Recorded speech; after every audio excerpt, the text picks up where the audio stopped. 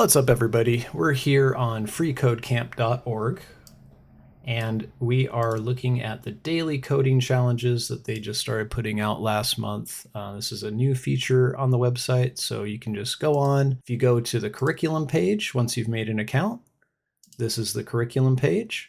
And this section here, try the coding challenge of the day. If you hit start, it'll take you to the one for today, or you can go to archive. If you go to archive, you'll see I did the most recent 3, and I did the first 2 of them. And I did this one earlier on video, and the video got screwed up. So I'm going to do it over for you, and we will work through this problem here. Hopefully you learn something by watching me kind of think through the process of solving this. And I'll just kind of move fast through it, but I'll try to explain as much as I can so you get the most out of it. So let's check this out. This is called screen time. Given an input array of 7 integers, which we see here is called hours, the 7 integers represent a week's time. So each integer in the array is a day. Each integer is the amount of hours spent on your phone that day. So each of them is going to be like an hour count for that day. And we need to determine if it is too much screen time based on these constraints. We have 3 constraints. If any single day has 10 hours or more, it's too much. If the average of any 3 days in a row is greater than or equal to 8 hours, it's too much. So this means, like, if we look at Monday, Tuesday, Wednesday, and we take the average of the hours from those 3 days, and it is equal or greater to 8 hours, then that's too much. And the same, if we look at Tuesday, Wednesday, Thursday, or we look at Wednesday, Thursday, Friday, if we look at any set of 3 in the 7 days, if they average to be 8 hours or more, we return true because the function is called too much screen time. So too much screen time, true. If the average of all the 7 days is greater than or equal to 6 hours, it's too much. We return true. Otherwise, we'll be returning false. And we start out with the function just returning the same array. So we know that at the end of this, we want to return false. But we need to handle 3 different constraints. The first constraint, we are going to need to check for any single day that has 10 hours or more, right? And then we need to check the average of any 3 days in a row for being greater or equal to 8 hours. And then we need to check the average of all 7 days for being greater or equal to 6 hours. If any 3 of these constraints are true, then we return true. And this one we can get right out of the way. If any of one day has 10 hours or more, we return true. So that tells me I should just iterate through each item in the array and return true if that item has a value that's greater or equal to 10. So we could do a traditional for loop.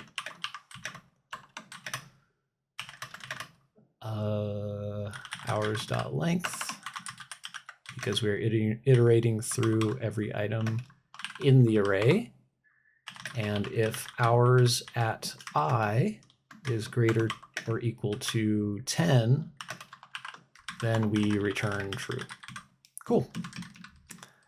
The next, and I mean, we can test this too. So this one is going to have a 10-hour day right there in the middle. And this one too. This one has an 11-hour day. So we can temporarily, just for a sanity check if you want, you could do this and console out returning true. Oop. There you go. Run the tests, returning true. And then if we bump this down to like 4 on that day, test complete, it did not console out returning true. So that's a good test. And I found also it can be helpful if you have open your developer tools. So I just hit F12. I'm in Chrome. F12 will open your developer tools. It might be down here, might be over on the right. I keep mine on the left. And if we have like some syntax error like this, when we run the tests, you're going to see your syntax error. And this isn't a very helpful error message, but if you see a reference error here in your developer tools, you'll know like, hey, something about my code didn't even run right. So that can help. But we got the first case, I think, out of the way. This is a relatively simple one. This one's a little bit more complex. And I don't do a lot of coding challenges. I don't do a lot of algorithms, data structure stuff. But I can tell you confidently that this check the average of any 3 days in a row is kind of like a sliding window problem. And it's not necessarily an algorithm in of itself, but it is a concept that you use to identify how to go about solving something when you're looking at a challenge, when you're looking at a real world scenario. If you have to get some subset of a collection, like this hours array is our collection, and I need to look individually at separate subsets in the array, what we can do is basically iterate through the array and check 3 days at a time consecutively until we get to the end of the array. And like if we step through this, I'll check the 0, first, and second index.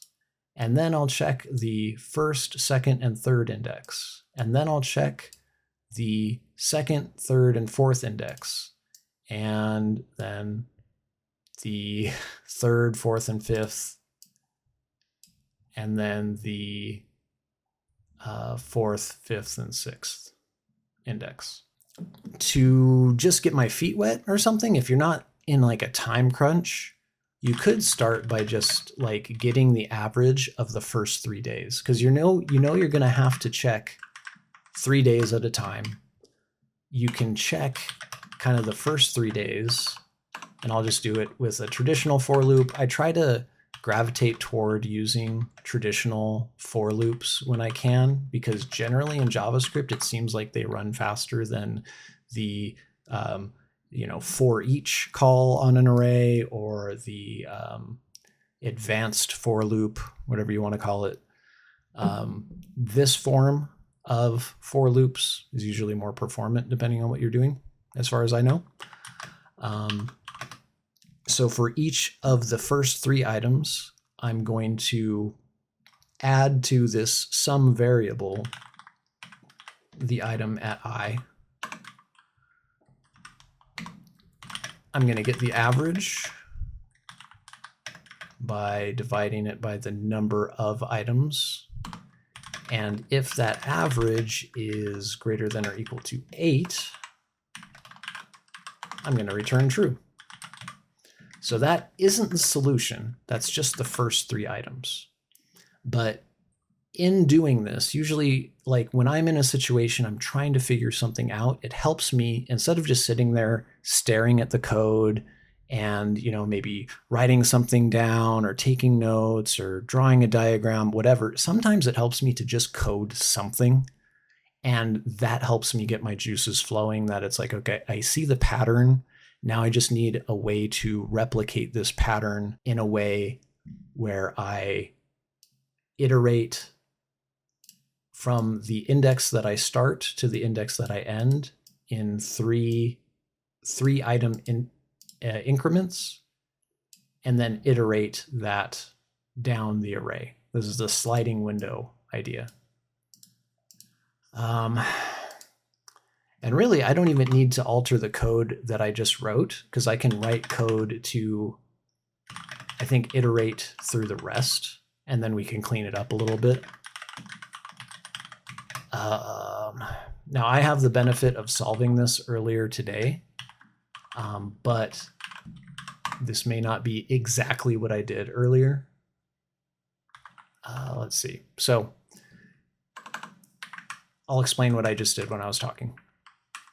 Instead of, and I can start with 1. So we're starting with 1 because we already started with 0. This is the first window, right? Starting at 0, the 0th element, and checking the next 2, like adding the next 2 items to it and then averaging that.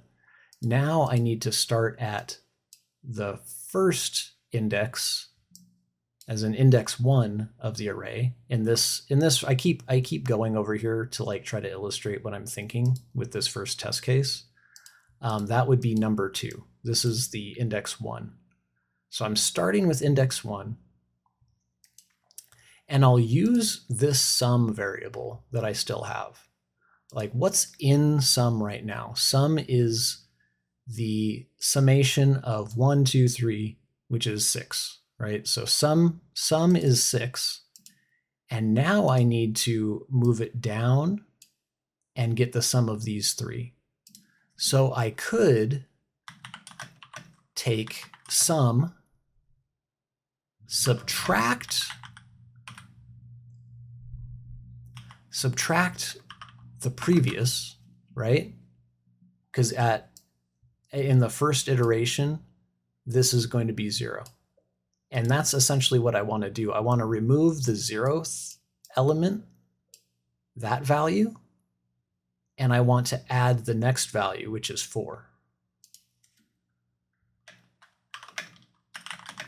Hours, and this is I plus 2, right? Because I'm at the first, or the index 1, and I want to add on to the sum index 3.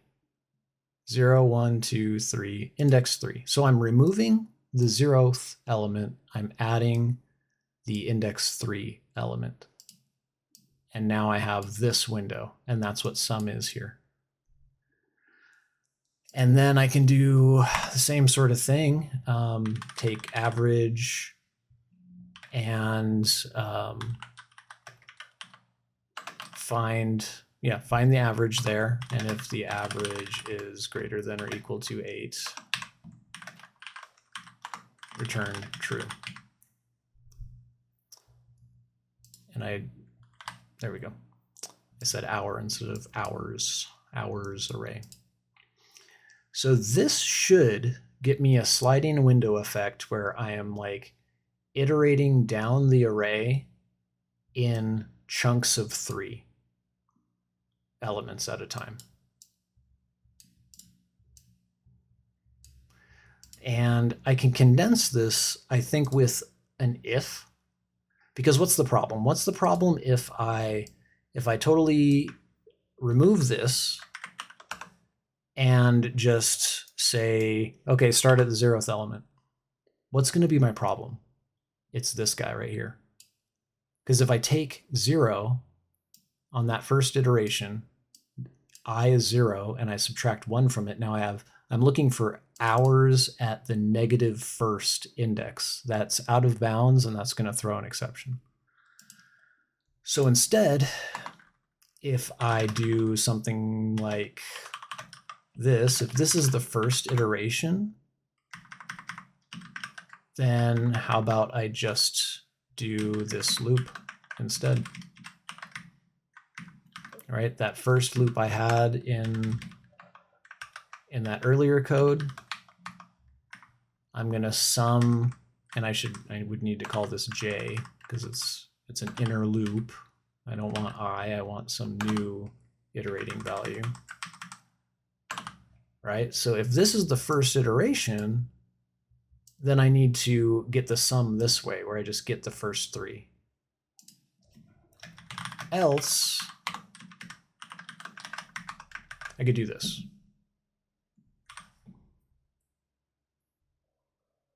I think that would work. You know, there's two problems with this, and what would be kind of bad coding practice if you were to like do this in a job interview. If the interviewer was like, okay, that code works, but what's the problem with that if I scale this up to 1 billion days? You know, if this hours array was 1 billion items long and I was looking for a window, I was looking at windows to average out 1,000 items at a time, I really wouldn't want this inner for loop. I'm just thinking generally in my mind, inner loops, looping in a loop is bad. Instead, I mean, we could really do something super basic, but it's not expandable. Like you can't make the size of the window dynamic, but this would work without the loop.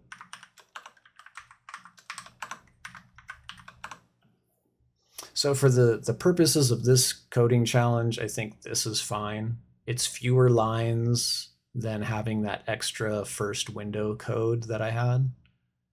But there's probably a more clever way to do this. If you can think of a more clever way to do this, drop it in the comments or something, you know, make a little code pen and link it in the comments. That's cool. But I think that would work. And how I can test to see if that would work is if I comment this out and I take my hours array, and instead of it being this set, how about let's look at this one. I have a window where the average will for sure be over 8 hours. 8, 8, and 9. So I'll take this array, I'll use that to test with, and here I will say returning true, and I'll say window average is, I'll do a template literal so I can just plug that average value in. And one last thing, I don't have a qualifier or whatever this is. Don't have the keyword that lets me stand up a new variable because I took it away. It was up here in that earlier code. So that should be okay. I have a problem though. J is not defined. Oh, duh, because I didn't update this code because I took away the inner loop. I made it J, and now it's not J, now it's I. Try that again. All right, cool. So you see we iterated through this first window, 3, 3, and 5, and we got 3.6 repeating. Then we got the average of 3, 5, and 8. We got 5.3 repeating. Then we got the average of 5, 8, and 8. We got an even 7 as the average. And then we got to this window, 8, 8, and 9. The average is, so 8.3 repeating. And that made us return true. So I feel fairly confident with that to at least move forward. And like I said, I solved this earlier today, so I'm kind of have the solution in the back of my mind. But this is basically how I'd approach this. This is probably the hardest part of this challenge, is just getting to understand this sliding window technique. And this is essentially what you would learn from doing this challenge. If you were to look up the solution, you would, read about, okay, how do I get, 3 items at a time down an entire array? Like you Googled something like that, or you talked to AI about it, it would kind of describe this to you probably. This space is bothering me since none of the other ones have a space. Okay, so just to review, we are iterating through all the items until we get to the item that is 2 less than the length. Well, 3 less than the length really, but 2 before the end of the array. The last window is on this 5, it's on this 2, it's on this 6. That's what that that gets us. So when we peer into the array and look for our window, the items in our window, we don't go out of bounds. If I don't stop it there, then the next window is going to be 6, 7, and then out of bounds. And we'll have a problem with it right here. So on the first iteration, we just sum up the first 3 items. And we get the average of those items. And if the average is greater than or equal to 8, we return true. Then on all the other iterations after the first one, we take our previous sum and we subtract the previous window's item that is no longer in our current window, right? The first one is 1, 2, 3. Our next window is 2, 3, 4. So we need to subtract the 1 from our sum. And we need to add the 4. We need to add this next new item that is new to our current window that we're looking at. And that gets us the sum for that current window. Find the average, greater than or equal to 8, we return true. And if all of that is good and gravy, we'll move on to the next constraint. And this is kind of bothering me. There we go. All right. For this constraint, it's pretty simple if you know the array reduce method. So we can take hours, right? So I'll stand up a variable for this. Instead of sum, I'll call it total, right? But it's essentially the total of all the items in the array. This is our array, hours. Arrays have a built-in function called reduce in JavaScript. Reduce takes a 2 parameters. One is a method. We'll use an anonymous function here, right? And the other one is a number, and the number is our starting value. So we start with 0, and then we iterate through all the items in the array, and we get an accumulator, and we get the current value that we are iterating through. So we could do this as a one-liner too, so I'll just do that, but it's a bit more clear. I'll fix this in a second, but it's really clear if you look at it like this. Like, we have an anonymous function right here, and that's where all the work is being done. It's the first argument. The 0 is the second argument. This first argument is a callback function. I think of it as like a handler, like what to do on each item in the hours array as we iterate through it.